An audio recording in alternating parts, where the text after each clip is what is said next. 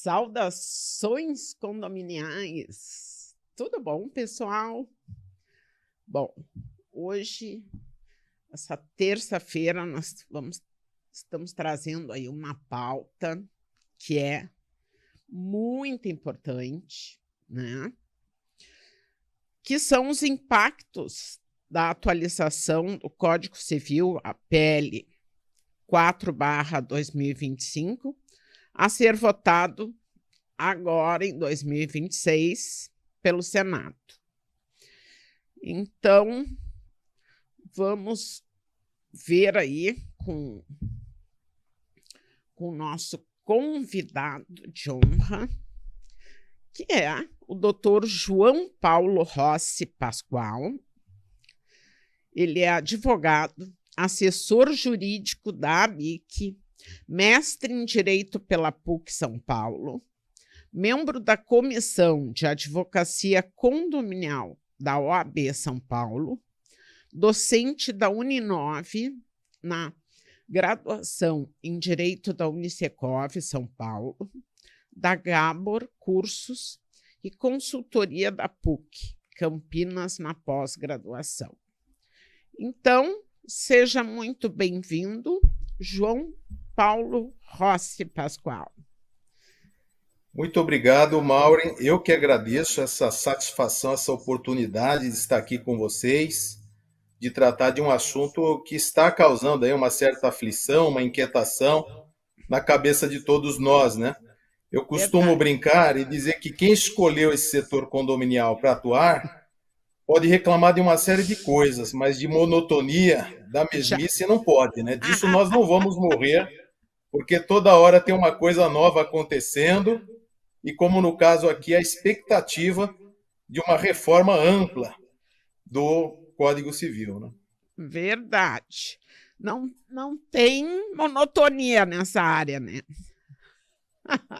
Não temos. Cada hora é um assunto novo, né? Igual passeio na montanha-russa, cada virada é um susto. Então, doutor, as pessoas, claro, estão curiosas, né? O que pode impactar aí positivamente o segmento dos condomínios. O que o senhor nos diria aí? Quais os fatores que poderiam ser positivos nessa modificação aí? Maravilha, Maureen. Eu preferiria começar explicando o porquê desse projeto, né? Porque essa é uma dúvida muito comum, tanto na cabeça dos profissionais quanto do público leigo, né? Não se trata de um novo Código Civil. O Código atual, que não é tão velho assim, né? É de 2002, ele vai permanecer de pé. O que nós teremos é uma ampla reforma, né? Uma ampla modernização. E na área de condomínio, sim, nós temos várias propostas apresentadas. E eu já adiantaria ao seu público que, a permanecer como a redação original foi apresentada, nós não temos lá muito o que temer, nós não temos tantos problemas assim por diante, porque, no geral, são mudanças que já estão sendo praticadas à luz do que os tribunais julgam, pensam, né, interpretam a lei, ou são novidades que são benéficas, né, são alterações bem-vindas. Claro que há um ponto ou outro que vai levantar muita polêmica, e já adianto até qual é, né, a questão do que o projeto de reforma intitula como hospedagem atípica, né, a proibição do uso dos aplicativos. Então esse é o ponto que me parece é o mais polêmico, mas no geral nós não temos tanto que temer, repito, a permanecer a redação que foi apresentada, né? Porque o meu grande medo é o que pode acontecer no andamento, né, desse projeto de lei, que, como você bem indicou, o projeto 4 de 2025, durante o trâmite lá primeiro no Senado e depois na Câmara dos Deputados. Eu sei, o professor Flávio Tartucci, uma personalidade muito ilustre, né, no nosso meio, é um dos cabeças aqui desse movimento. Ele, em recente entrevista, sinalizou que talvez para 2026 isso já seja votado no Senado. É difícil identificar aqui em termos de tempo quando isso realmente vai acontecer, mas que é um projeto que tem muito prestígio, que tem muita força por trás, isso realmente é inegável, né? Então, as pessoas aqui do segmento condominial não devem temer o projeto como ele foi apresentado, mas temos que ficar vigilantes às modificações que virão nas discussões. Perfeito. Vamos explorar um pouquinho aí, como o senhor bem disse, que um dos temas que é o anseio, né, dos condomínios é sobre a locação por curta temporada, né? Essa redação, ela vem a facilitar, por exemplo, o condomínio decide uma simples pauta de assembleia.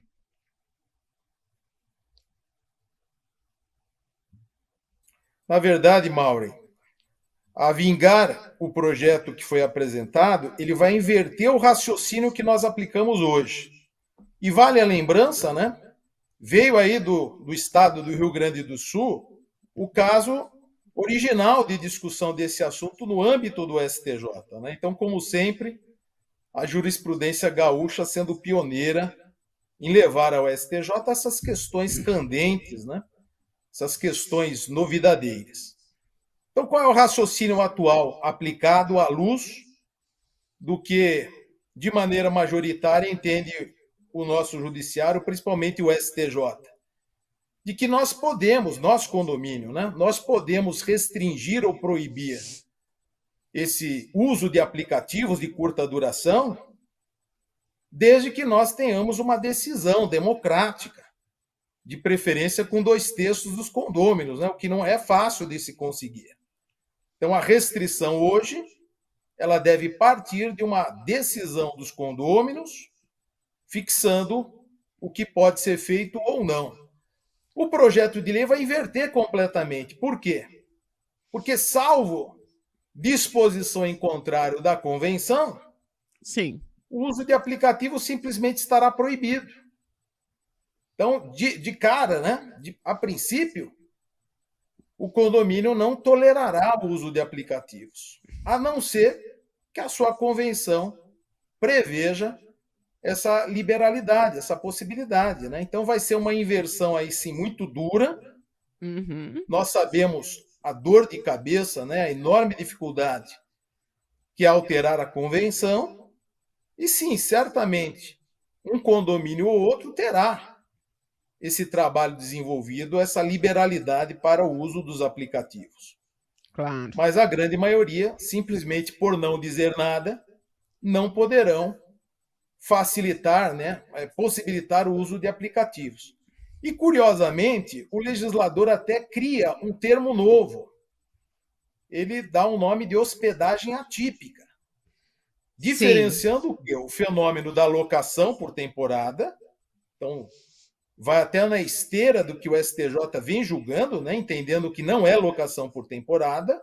Nós não podemos resolver esse assunto à luz da lei do inquilinato. E também não é uma hospedagem tradicional, porque há situações em que, sim, serviços vêm a reboque da ocupação, né, o que é marca aí característica da hospedagem típica, Sim. mas há situações que não, isso não existe. Então, o legislador, a vingar essa redação, vai criar uma nova terminologia, a chamada hospedagem atípica. Sinalizando o quê? Sinalizando que é um terceiro gênero, né? Não é nem hospedagem tradicional, não é locação por temporada, é algo novo que surgiu aí por conta da chamada economia do compartilhamento, que é um setor novo da economia, novo que eu falo de 15 anos para cá, que vem revolucionando, né, uma série de ocorrências econômicos sociais e causa uma perplexidade no mundo do direito. Veja só uma situação paralela que é o enquadramento do motorista de aplicativos, né? Uber 99, que o judiciário no mundo inteiro ainda está se discutindo sobre qual é a natureza dessa atividade, né? Então, o mesmo acontece aqui com os aplicativos de hospedagem de curta duração. Então, muitos condomínios vão ficar felizes porque não consta na convenção e não desejam, né, esse tipo de hospedagem por curto prazo, que acaba trazendo uma insegurança, né, para o pessoal.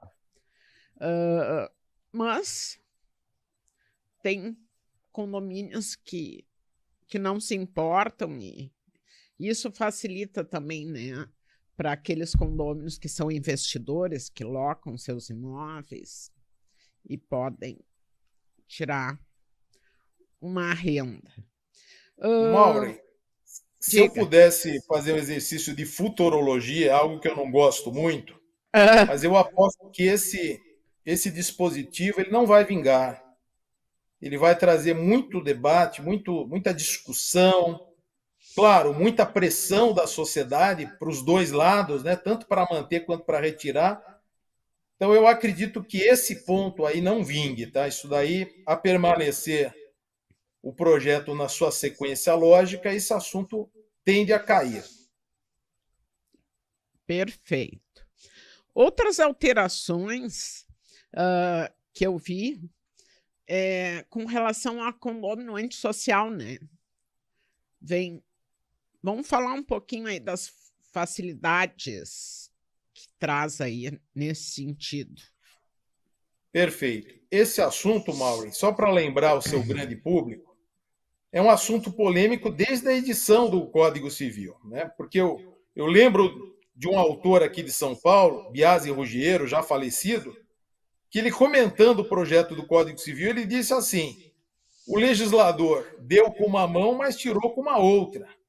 Por quê? O legislador do Código Civil inovou ao permitir lá no artigo 1337 do Código Civil a aplicação de pesadas multas aos infratores reiterados das obrigações condominiais, mas, né, multa de 5 vezes, 10 vezes, se for de comportamento antissocial, mas ele tirou com a outra mão, por quê? Porque ele exigiu que essa multa partisse de uma aprovação assemblear de 3/4 dos condôminos, o que na prática é extremamente difícil e improvável de conseguir. Porque o brasileiro não vai ser tradicionalmente... 2/3? Não, o que está atualmente no Código Civil é 3/4. Ah, né? sim. A mudança E é está muito difícil prevendo você para conseguir. 2/3. O que o projeto traz aqui de novidade? Ele vai flexibilizar a aplicação dessas multas, né? Então, vai reduzir para 2/3, e não é 2/3 do condomínio todo, é 2/3 daqueles que estiverem dos presentes. Exatamente. Então, essa é uma marca desse projeto de reforma, e que segue até na linha de leis mais recentes que modificaram o Código Civil, que é de facilitar o alcance de certas determinações, decisões que dependem de votação qualificada. Porque você exigir unanimidade, exigir 3/4, convenhamos, é exigir algo que é quase que utópico, impossível, né? Os brasileiros não vão numa assembleia, tanto mais quando a participação envolve a discussão de assuntos difíceis como esse, né? Então, o artigo 1337, no projeto de reforma, ele vai dar uma grande espichada. Nós vamos ter aí não só a flexibilização do quórum para aprovação das pesadas multas, mas nós vamos ter aqui também a identificação de que o condômino devedor contumaz, né, aquele devedor histórico, também poderá ser alvo de multas. Então, esse é um assunto que o STJ já decidiu, e o que o Código faz é simplesmente carimbar uma posição já adotada. E também a nova redação vai contemplar algo que também é polêmico: a possibilidade de exclusão do condômino antissocial.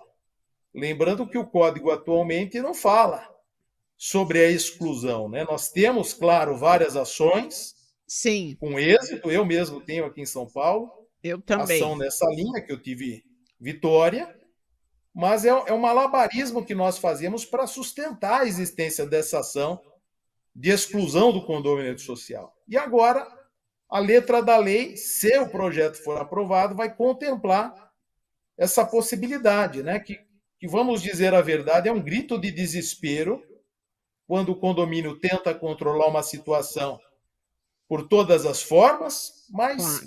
sem êxito algum. E aí o que resta é apelar ao judiciário para que o dono da unidade seja excluído do uso da mesma, né? Ele não vai poder usar aquilo que é dele. Exato.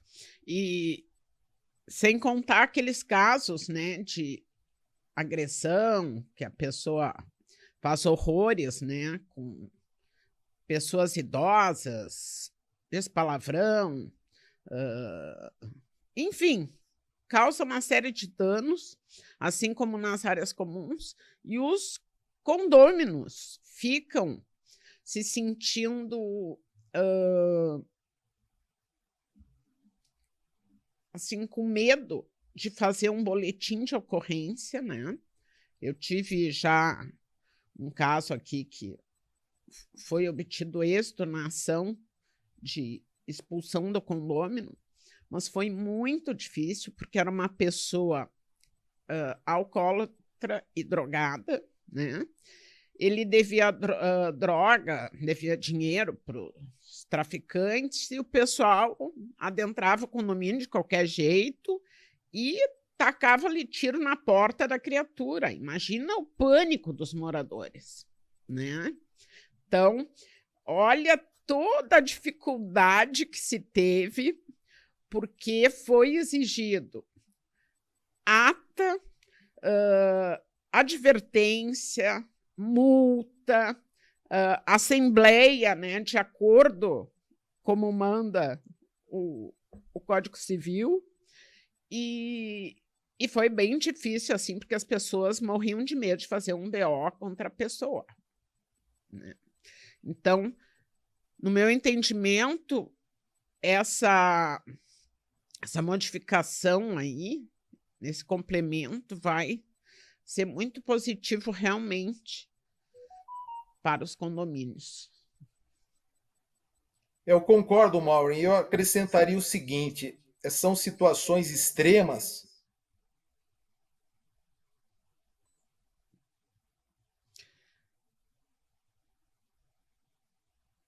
Oi.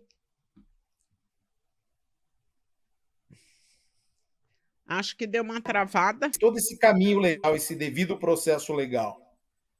Só que agora nós teremos,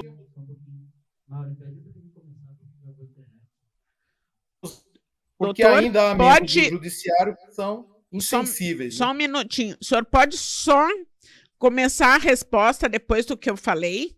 Porque deu uma trancada na internet. Claro, claro. Eu acrescentaria, Maureen, que são situações assim realmente extremas, né? Como essas que você narrou. E da pandemia para cá, infelizmente, nós tivemos um agravamento nesses quadros todos, né?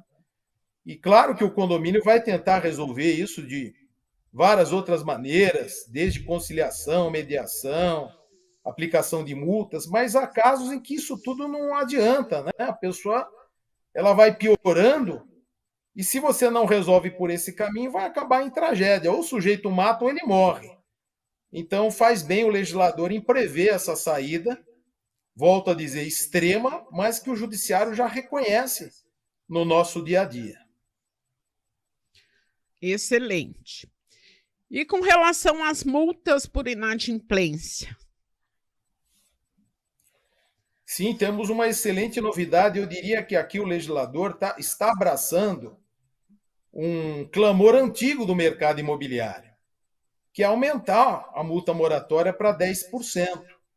Então, lembrando, né, antes do Código Civil, nós tínhamos a aplicação da Lei de 64, a Lei 4591/64, que falava em multa moratória de 20%. Aí veio o Código Civil, que entrou em vigor em 2013 e reduziu para 2%. E claro, né, infelizmente isso serviu de incentivo para que muitos, tendo uma série de contas a pagar no mês, escolhessem deixar de pagar o condomínio, porque 2% não coloca medo em ninguém. Então, o legislador, sim, vai aumentar a multa para 10%, a multa moratória, o que me parece é um grande negócio, né? Que a questão da inadimplência afeta muitos condomínios, infelizmente. Com certeza. Isso vai garantir aí que as melhoria na gestão, né? E na parte das reformas, porque vai entrar mais verba, né? E quando tu aumenta a taxa, as pessoas já passam a ter mais respeito, por incrível que pareça, né? Quando eu lembro, quando foi reduzida a multa para 2%, as pessoas pagavam tudo que é conta e deixavam o condomínio de lado, porque a multa era 2%.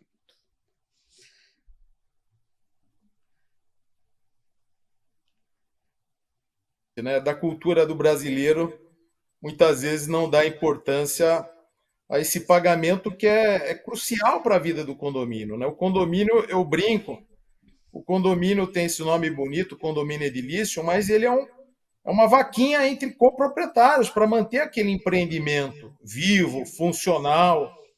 Então, o condomínio praticamente só tem despesas, né? Não tem entradas.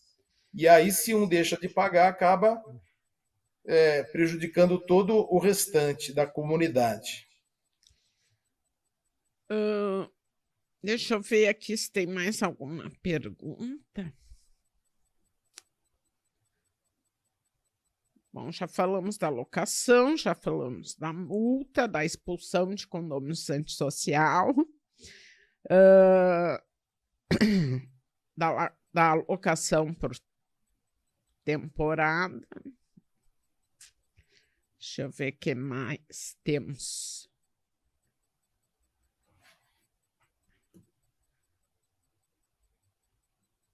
Acho. Sim, aí resumindo, no caso, a redução do quórum para aplicação de multas, né? Sim. Que cumpre com. Para quem não Maureen, cumpre com tem um seus ponto deveres. interessante que causa assim também uma certa perplexidade, que é o código prever a possibilidade de que o condomínio assuma uma personalidade jurídica. Então, muitos até ficam assim assombrados, né, ao descobrirem que o condomínio não tem personalidade jurídica.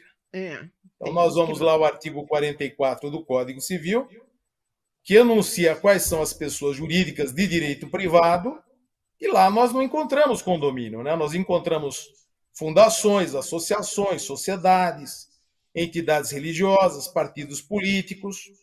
Então, o condomínio realmente não é uma pessoa jurídica. Mas o código vai abrir essa chance, essa opção. Então, não é uma obrigação, é uma faculdade. E o condomínio assumir que é uma pessoa jurídica. E aí, por exemplo, a grande explicação que se dá para essa possibilidade é que o condomínio, a partir daí, vai ter uma facilidade maior de ser dono de um imóvel, por exemplo.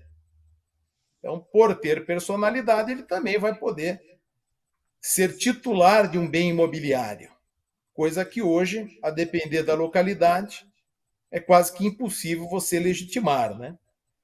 Agora, tudo tem um lado bom e um lado ruim.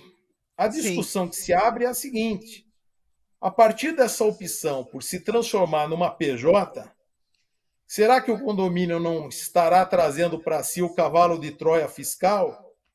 Eu já ia falar sobre isso. Com certeza, né? Ainda mais o nosso país, que é o país da taxação, dos impostos. Eu nunca vi tanto imposto em tão pouco tempo, né? O quanto que aumentou. Pois é, então a pergunta é essa. Se o condomínio optar por CPJ para ter essas facilidades de trânsito, né, de bens, de adquirir bens, será que ele também não terá uma mudança de status na sociedade e vai ter um tratamento mais rigoroso em termos aí fiscais? Fica aí uma incógnita, né? Por detrás desse, entre aspas, benefício. Muito, muito certo.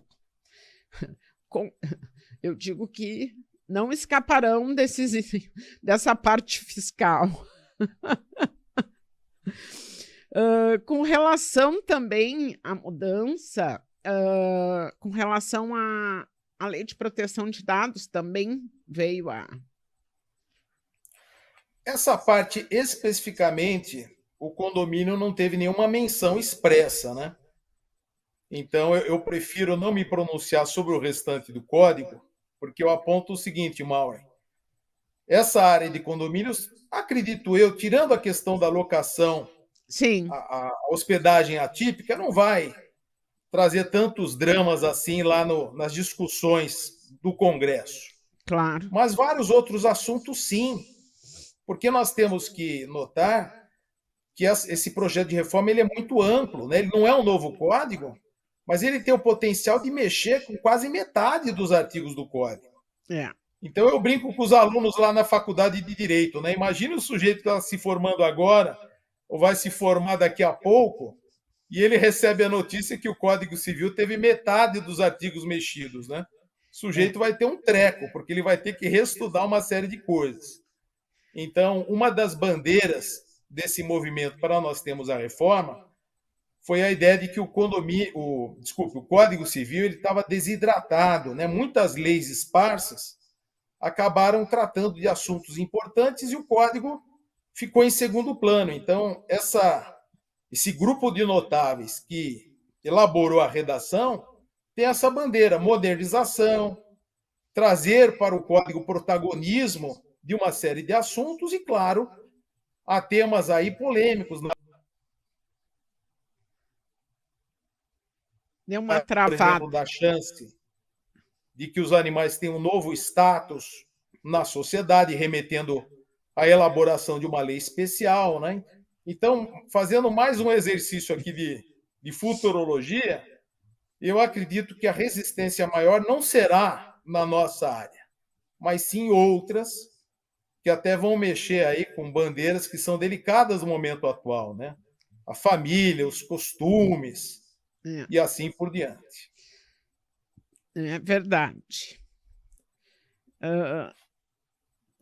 Eu entendo que são justamente essas mudanças nos artigos mais importantes, né, para dar condomínio edilício que realmente causa um impacto. A maioria deles positivamente, né? Outras podem não ser tão bem recebida, depende aí da cultura do condomínio.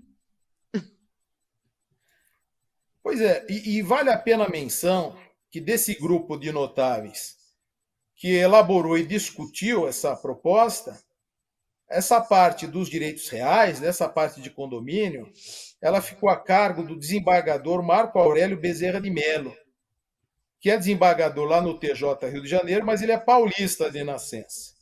E é uma pessoa muito conhecida, né? Um grande especialista no assunto. E o que se nota é isso, a expectativa de quem redigiu, né, desse grupo que dialogou e criou essa proposta, foi de simplificar, foi de agregar muitos pontos que a jurisprudência já aplica no dia a dia, né? Então foi consolidar no código o pensamento que nós já temos nos tribunais, às vezes até em súmula, por exemplo.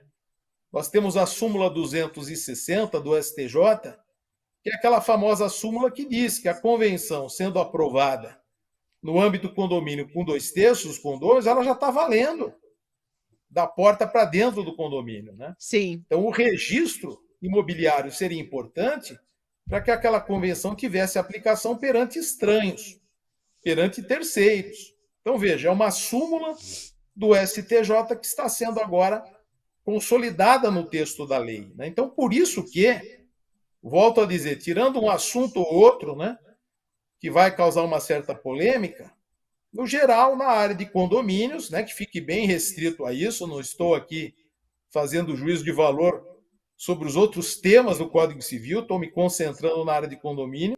Uhum. As novidades, né? Ou são pleitos aqui do próprio mercado imobiliário, como é o caso da multa moratória para 10%, ou são consolidações que vêm do dia a dia dos tribunais, né? Da vida, como ela se apresenta nos tribunais. Agora, repito, Maureen, meu grande medo é o jabuti em cima da árvore que pode surgir numa das casas legislativas. Começou no Senado, sendo aprovado no Senado, vai para a Câmara de Deputados, né?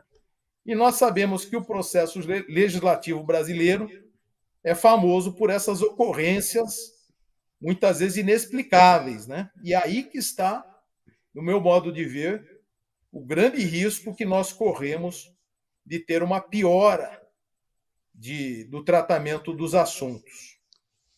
Sim, que hoje, sem sombra de dúvida, já estamos vivendo um estado de exceção, não querendo entrar no meio É por político. isso que as entidades, Maureen, eu faço parte da BIC, que é uma associação aqui no âmbito do Estado de São Paulo, que reúne imobiliárias, administradoras. Então, as entidades, Brasil inteiro, representativas do setor imobiliário, né, os Secovs, que tem em vários estados, a própria OAB local, que tem comissões temáticas, todos esses que reúnem, né, as pessoas que estão no dia a dia, o que eu costumo dizer no chão de fábrica, né, Sim. do forense, que estejam aí atentos e possam contribuir para que a piora da redação aconteça. Então, nós temos aí, cada um no âmbito da sua entidade, colaborar para que melhorias venham. Não, como eu brinquei, não que apareça um jabuti em cima da árvore. Houve também, doutor, uma ampliação da responsabilidade civil para danos ambientais e tecnológicos, né, nessa alteração. Mas não na área de condomínio, viu, Maureen?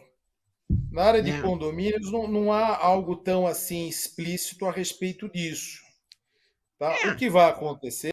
O que pode ocorrer, penso eu, é que nem eu tive um caso, um síndico no meu condomínio que me arrancou uma palmeira enorme, era só a poda, autorização, e a pessoa me deixou a palmeira rente ao chão.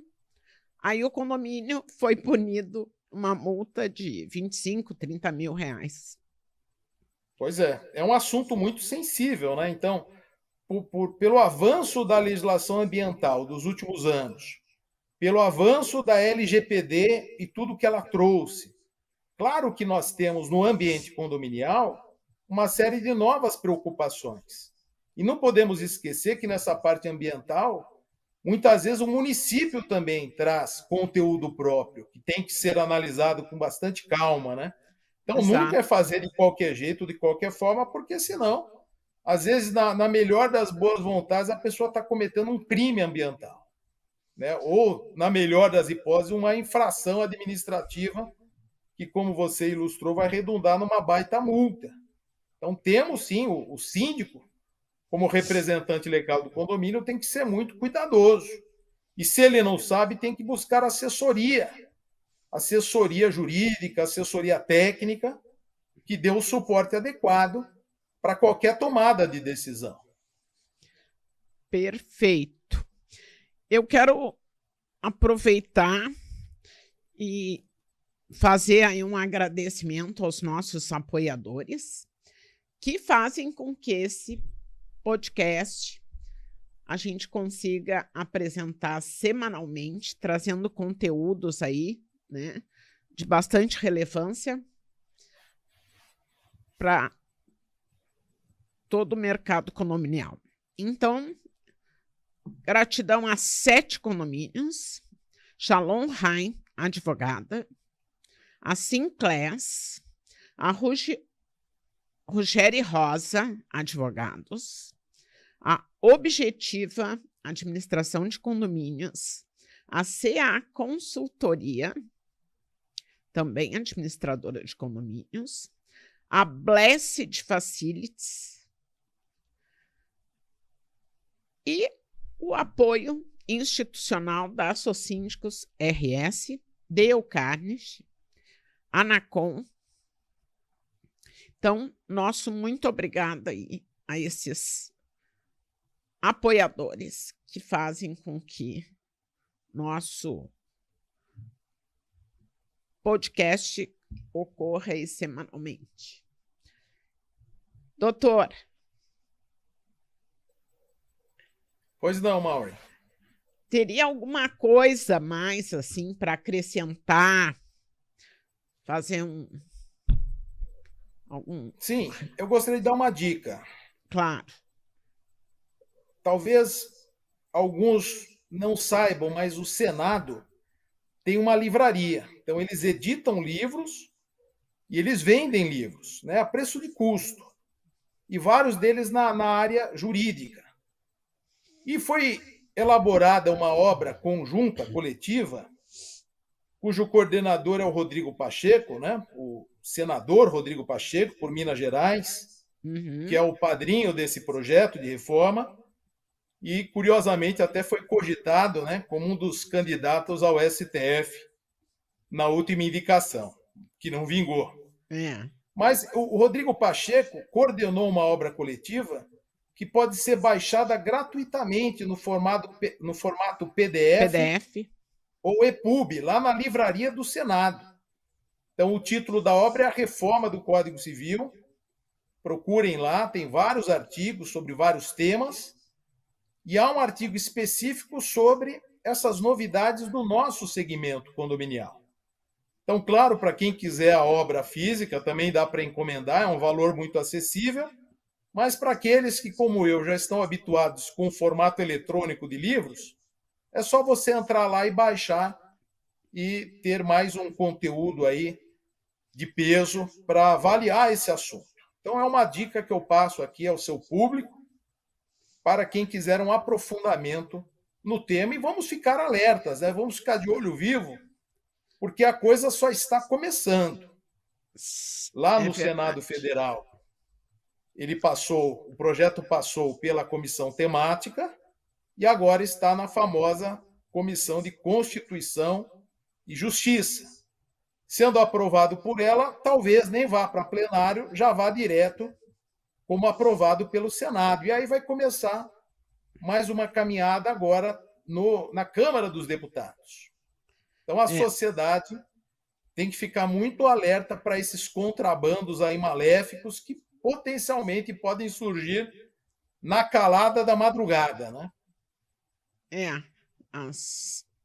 Eu sempre digo, né, que nem os decretos que saíam na pandemia, que era um horror a redação, daí assim os síndicos mais apavorados, que não sei o que, não sabia se fechava a piscina, o que fazia, o que não fazia, e não dizia se era para condomínio. Então, assim, a gente tem que estar muito atento realmente, né, a letra. E porque tem coisas aí que dão margem, né, doutor, para interpretação.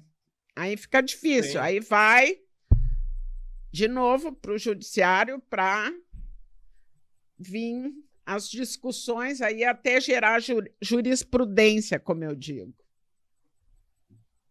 É isso mesmo, né?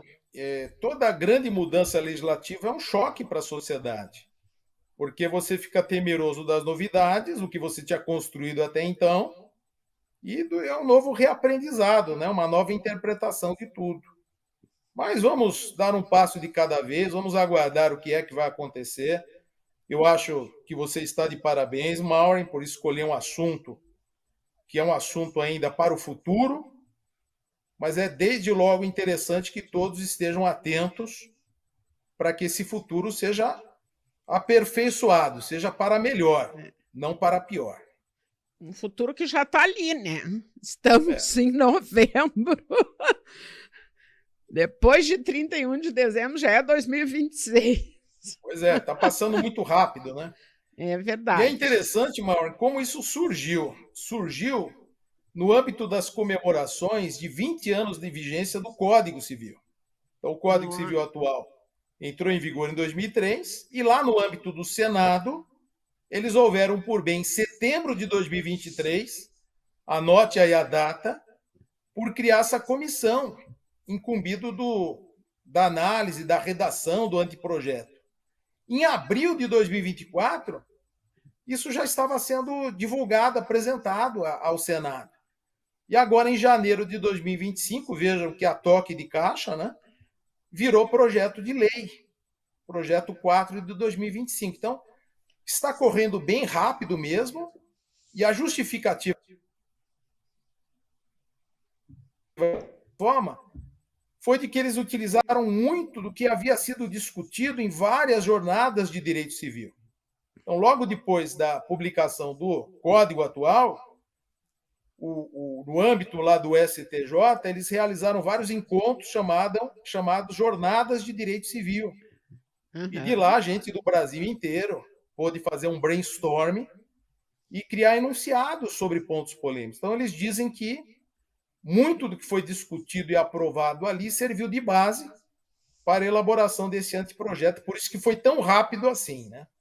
Pois então, causa até surpresa, né? Um projeto de lei e tão rápido para o Senado, que tem coisas que demoram bastante. Sim. Eu quero agradecer imensamente aí a sua presença.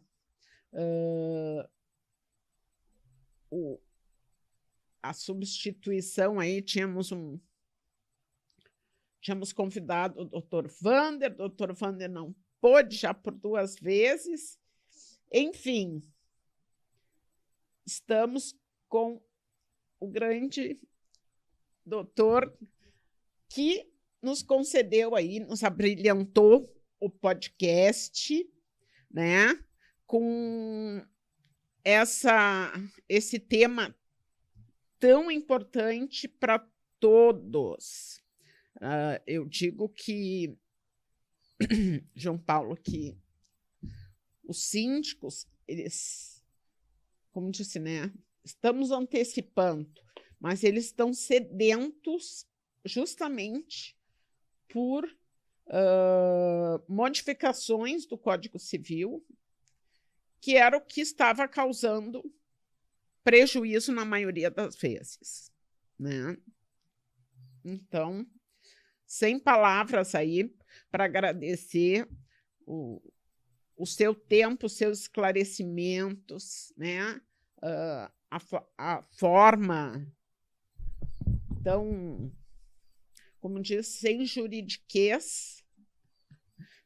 Isso é muito importante para todos que estão aí, Eu que agradeço, que ainda vão Mauro. assistir.